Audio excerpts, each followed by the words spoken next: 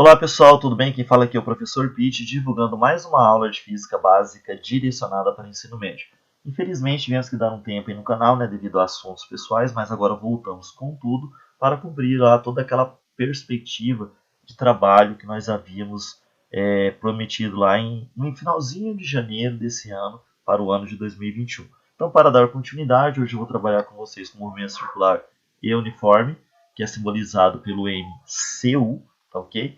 Em termos gerais, o movimento circular e uniforme, ele é um movimento que ele está presente em nossa vida, como o movimento dos pneus do carro, no funcionamento de brinquedos giratórios, principalmente de parques de diversões, dá para você ver essa aplicabilidade, né? Como carrossel, no samba, na roda gigante, entre outros brinquedos divertidos que você é, desfruta, né, quando vai nesses parques de diversões.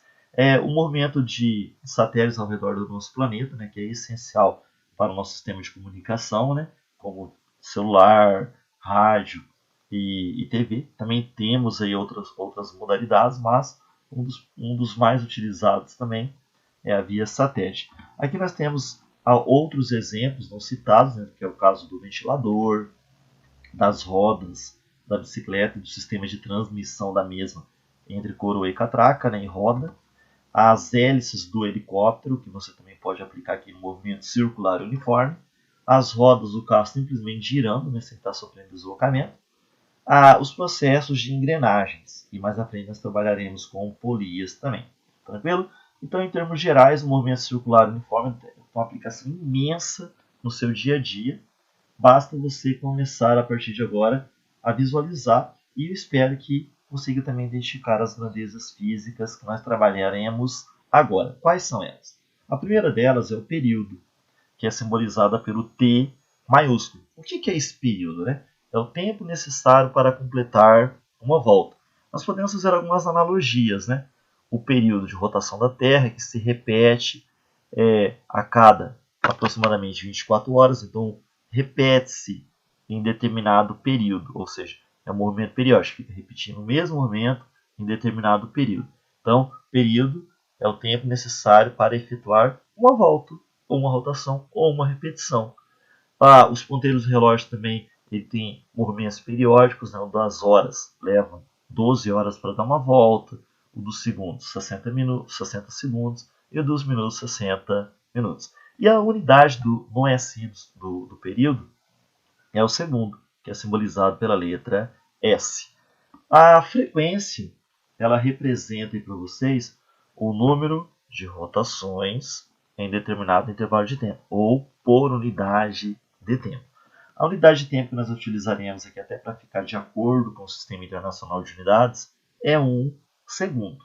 Então, o número de voltas ou rotações efetuadas em 1 segundo é a frequência.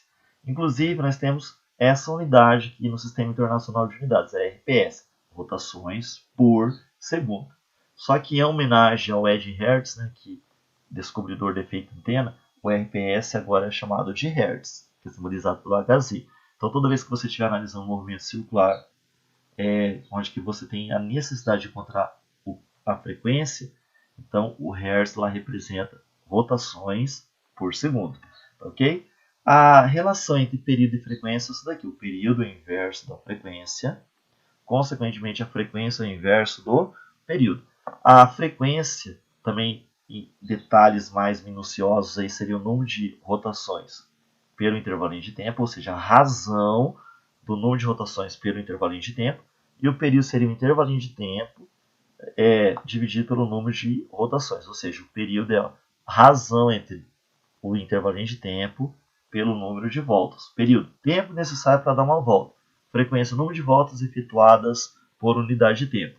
No seu dia a dia, você também terá o RPM, né? Principalmente em velocímetros de carro, motos e caminhões, que é rotações por minuto. Mas para converter para o Sistema Internacional de Unidades, que é o RPS, é bem simples.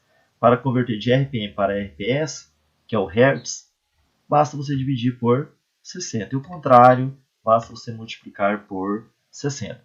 Para você entender de maneira mais ampla o movimento circular uniforme, é essencial que você tenha um conceito básico de matemática, principalmente de trigonometria, trabalhando aqui com o círculo trigonométrico, né? Então, quando você está analisando o círculo trigonométrico, o equivalente a uma volta é 2π radianos, ou 360 graus. 1/4 de volta é π sobre 2, ou 90 graus. 2/4 de volta é π radiano, ou 180 graus. E 3/4 de uma volta, né, seria 3π sobre 2, ou 270 graus. Uma volta completa, 2π radianos, ou 360 graus. Dentro dessa perspectiva, nós podemos analisar a terceira grandeza física desse tópico, que é a velocidade angular. Mas antes você tem que entender o que é a variação de espaço angular. Está vendo esse ponto aqui? Ele estava localizado exatamente nessa posição O. Agora ele está nessa posição P. Então ele teve que dois deslocamentos. Ele teve um deslocamento, nesse caso aqui, deslocamento escalar, né, que é uma variação de espaço, que é o comprimento, equivalente ao comprimento desse arco. E ele teve um deslocamento aqui angular. Se ele continuar deslocando, você percebe que ele está girando em torno desse ponto C aqui. Ao girar em torno desse ponto C, o que acontece aqui? Você tem a possibilidade de achar a variação de espaço angular dentro do intervalinho de tempo, né? E, consequentemente, você achar a velocidade angular, que é o nosso tópico aqui para esse momento. Então, aqui nós temos a variação angular, que seria o ângulo final menos o ângulo inicial. Ângulo final menos ângulo inicial. E você vai ter o ΔΦ aqui. Então, esse ΔΦ, essa variação de espaço angular, ocorreu dentro do intervalinho de tempo. Então, pegando a razão dessa variação angular dentro do intervalinho de tempo, você tem a velocidade angular. Quem que é essa velocidade angular? É a velocidade de giro ali que você está analisando. A velocidade de giro, mas ela não depende do raio da trajetória, tá bom? Observação, não depende do raio da trajetória. Então, o que seria essa velocidade angular? Ela seria a razão do ΔΦ ou Δθ em alguns materiais sobre ΔT. Quem que seria esse ΔΦ ou Δθ? Variação de espaço angular, que é dada em radianos. O ΔT, intervalo de tempo ou variação de tempo, que é dada em segundos. E o ômega, que lembra o W, mas não é a velocidade angular, que é dada em radianos por segundo. Como você tem aqui dentro do círculo trigonométrico, vou até voltar nele aqui, uma volta completa equivale a 2π, você também pode fazer uma análise da velocidade angular, que é a variação angular no dado intervalo de tempo, tratando equivalente a uma volta. Ele pode representar para você uma volta. Então, determinado corpo efetuou uma rotação. Uma rotação equivale a 2π. Então, você utilizou a máxima variação angular de uma circunferência, que é 2π. Só que o tempo para descrever 2π não é o ΔT. O ΔT é um intervalo de tempo qualquer. Poderia ser equivalente a 1/4 de volta, 2/4 de volta, 3/4 de volta, 2 voltas e assim sucessivamente. O tempo necessário para efetuar uma volta é o período, que é simbolizado pelo t maiúsculo. Então você pode ter velocidade angular é a razão de 2π sobre t. Como também você tem a frequência como inverso do período, você pode representar essa velocidade angular pelo produto do 2π vezes a frequência. Tá ok? Então nós temos aqui a nossa terceira grandeza física trabalhada hoje, que é a velocidade angular, ou simplesmente em linguagem popular, velocidade de giro. A relação entre velocidade angular, que depende do deslocamento escalar, e da velocidade angular, que depende do deslocamento angular, é essa daqui. A velocidade linear, ou de um ponto a determinada distância do centro, é o produto do ômega vezes o raio. Essa velocidade que ela depende do raio. Essa daqui não, essa daqui depende da frequência, do período e da variação angular em dado intervalinho de tempo. Essa daqui ela depende do raio. Quanto maior esse raio, maior essa velocidade. Menor esse raio, menor essa velocidade. E também de maneira diretamente proporcional ao ômega. Então o que seria esse V? Velocidade linear, que é dada em metros por segundo. O ômega, velocidade angular, que é dada em radianos por segundo. E o R, o raio, que é dada em metros. Ok? Dando continuidade. Por que eu tenho que saber velocidade angular e linear? Vamos fazer uma pequena reflexão. O nosso planeta Terra ele gira em torno de determinado eixo. Todos os habitantes do nosso planeta terão mesmo período, mesma frequência e mesma velocidade angular. Todos estão girando em torno do mesmo eixo. Porém, a linear é diferente, porque dependendo da distância que você está do centro ou do eixo de rotação do planeta, se você está mais próximo a ele, você está na distância menor do mesmo, né? Ou seja, você tem um raio menor daquela circunferência que é o todo do planeta. Então você tem menor linear. Mais afastado do mesmo, você tem maior raio, maior distância em relação ao centro, ou seja, maior linear. A base de Alcântara é estratégica pelo seguinte: ela está próxima à linha do Equador, que é o ponto mais afastado desse centro de rotação do planeta. Então, é o ponto de maior raio, né? Vamos dizer assim, dentro da circunferência. Então, ali a linear é maior.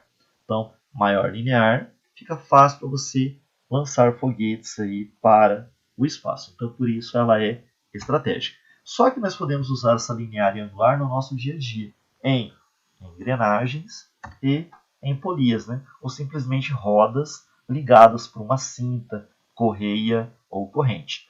Então, o que acontece aqui?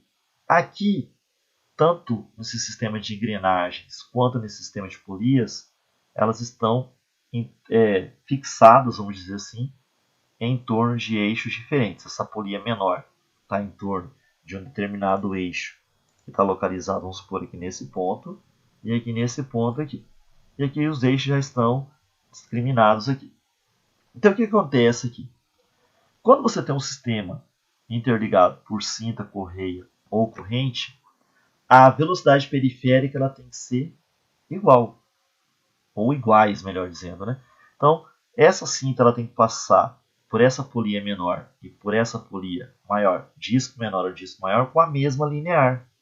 Ou seja, ela tem que passar por aqui com a mesma velocidade, ela tem que ser solidária as duas. Então, o que acontece aqui? A velocidade periférica, que é a velocidade da borda aqui, tanto da polia maior quanto da polia menor, elas são iguais.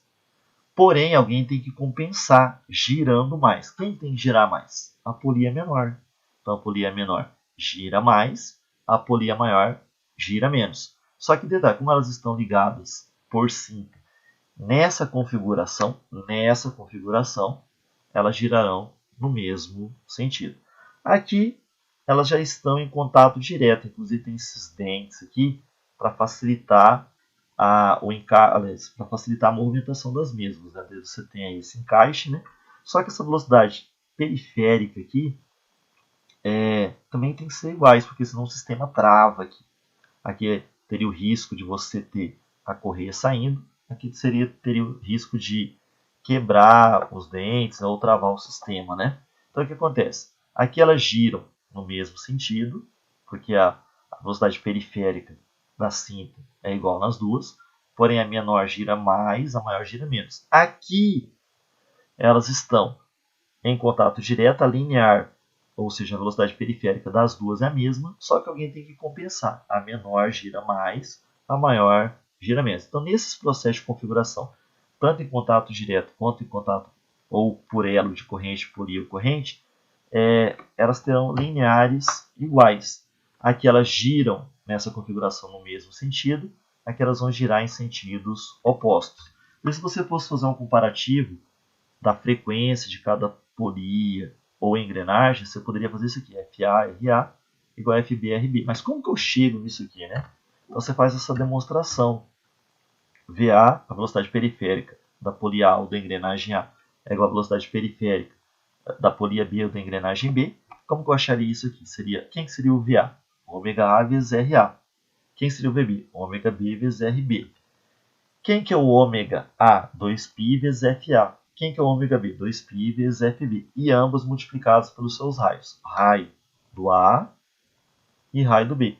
Quem ficou igual aqui dos dois lados? Ó? O 2π. Você cancela os mesmos.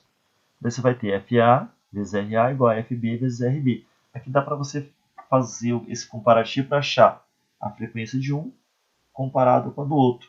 Ok? E assim sucessivamente. Ok? Aqui nós temos esse disco aqui que é bem interessante. Esse ponto A, ele refere-se a esse ponto aqui. Esse ponto A, esse ponto aqui, tá vendo? Esse ponto aqui seria o ponto A. E esse ponto aqui seria o ponto B, ok? Esse ponto aqui. Então, o que acontece aqui? Nesse caso aqui, eles estão nós temos dois discos, né? Um menor e um maior. Só que eles têm eixos coincidentes, eles são concêntricos, né? Então aqui está o eixo de ambos. Nesse caso aqui, ao contrário do caso anterior, que eles estavam em eixos independentes, mas estavam interligados ou de maneira direta ou por um elo, correia, corrente ou cinta, lá eles tinham lineares iguais e angulares diferentes. Aqui é o contrário. Você terá angulares iguais, mas as lineares diferentes.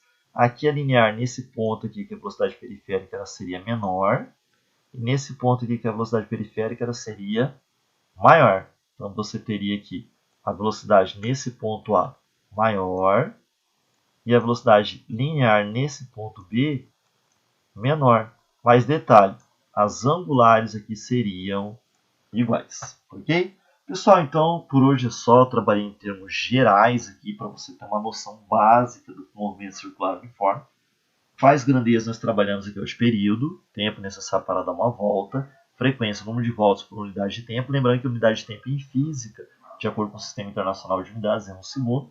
A velocidade angular, que é a velocidade de giro, que é a variação angular no dado intervalo de tempo, ou 2π sobre t, ou 2π vezes f. E a velocidade linear, né, que dependerá da distância que o ponto está do centro ou do eixo que você está rotacionando aí. Então aqui, nesse caso aqui, como esses dois discos estão girando em torno do mesmo eixo, as angulares são iguais, as lineares são diferentes. No caso anterior aqui, nós demonstramos, né, os eixos eram diferentes, mas as lineares eram iguais e as angulares que eram diferentes. A polia menor gira mais, a polia maior gira menos. Espero que tenham gostado da nossa aula de hoje. Valeu, felicidade, sucesso a todos, até a próxima.